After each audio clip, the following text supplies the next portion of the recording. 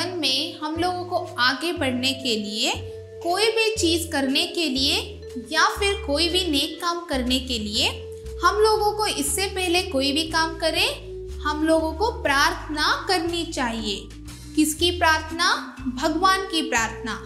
तो इस प्रार्थना से हम लोगों को क्या लाभ है और ये प्रार्थना क्यों करनी चाहिए, इसके बारे में आज हम एक पद्य के रूप में पढ़ेंगे। तो हमें जीवन में हमेशा सच बोलना चाहिए, सच बात पर विचार भी करना चाहिए और हमारा संपूर्ण जीवन भलाई लोगों के कल्याण के लिए समर्पित भी करना चाहिए। जीवन में यहाँ नियम भी अपनाना चाहिए, नियम यानी के रूल्स।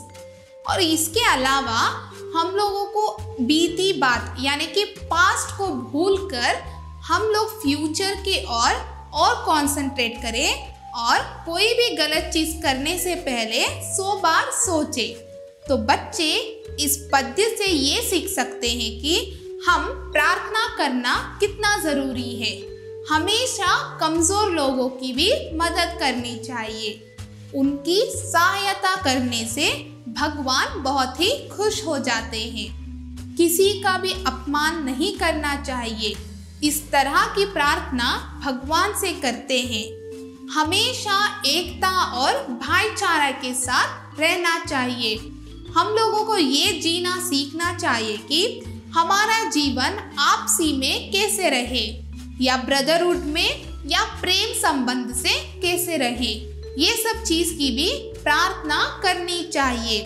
झगड़े और नफरत नहीं करना चाहिए। इन सब से हमारा ही दोष है, क्योंकि हमें छोटी छोटी बात पर ही बात बिगड़ती है।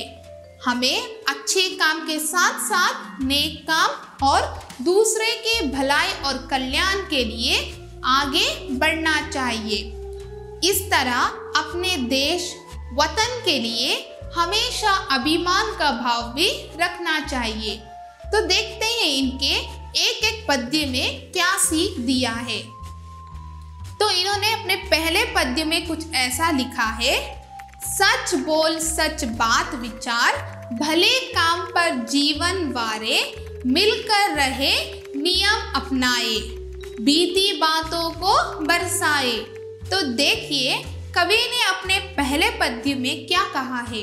कवि कह रहे हैं कि हमेशा सच बोलना चाहिए और सच्चाई के रास्ते में ही चलना चाहिए, क्योंकि झूठ बोलना एक पाप है और वो पाप भगवान को स्वीकार नहीं है।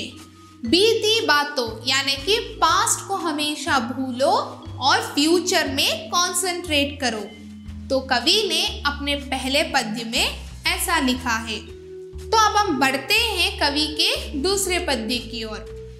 तो कवि ने अपने दूसरे पद्य में कुछ ऐसा लिखा है, छोटे बड़े सब मिल गए, गिरे हुए तो तुरंत उठाए, करे किसी का ना अपमान, ऐसी ही मति दो भगवान। तो कवि अपने दूसरे पद्य में क्या कहना चाह रहे हैं? कवि कह रहे हैं कि हमें किसी का भी अपमान नहीं करना चाहिए। अपमान यानी कि इंसल्ट, ये सब भी एक पाप है। ऐसा करने से भगवान हमसे कभी खुश नहीं होते हैं। तो कवि यहाँ पे प्रार्थना करते हैं कि जो भी गिरे हुए यानी कि जो भी नीडी पीपल्स हैं उनकी मदद करो, ना कि उनका अपमान करो। ऐसा करने से हम लोगों का ही भलाई है। ये सब लोग से ही हम लोग आगे बढ़ेंगे। उनका भलाई करो तो अपना भी भला हो। तो अब देखते हैं कवि ने अपने तीसरे पद्य में क्या लिखा है। एक रहे सदैव रहे, देश देश में मान रहे, हम छोड़ दे समान अपनाए, और मातृभूमि पर बलि बलि जाए।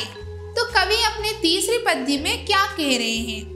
तो कवि अपने तीसरे पद्य में कह रहे हैं कि हम सब लोग एकता से रहे।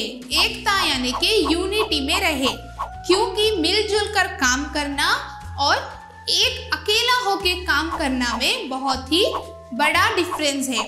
तो मिलजुल कर रहेंगे और मिलजुल कर काम करेंगे तभी हम लोग अपने देश को आगे बढ़ा सकते हैं, अपनी मातृभूमि पर बलि जा सकते हैं, यानी कि लाइफ को मातृभूमि पर सैक्रिफाइस भी कर सकते हैं, क्योंकि जो रणभूमि रचा है वो मातृभूमि का ही कमाल है। इसीलिए कवि इन सब चीज़ों की प्रार्थना करते हैं कि हमेशा बच्चे सच बोले, सच्चाई की रास्ते में चले, ज़रूरतमंद की यहाँ वो लोग हेल्प करें और हमेशा अपनी मातृभूमि पर आभारी रहे। तो कवि का ये एक छोटा सा पद्य प्रार्थना से यहाँ पे वो प्रार्थना करते हुए अपने पद्य को लिख रहे थे।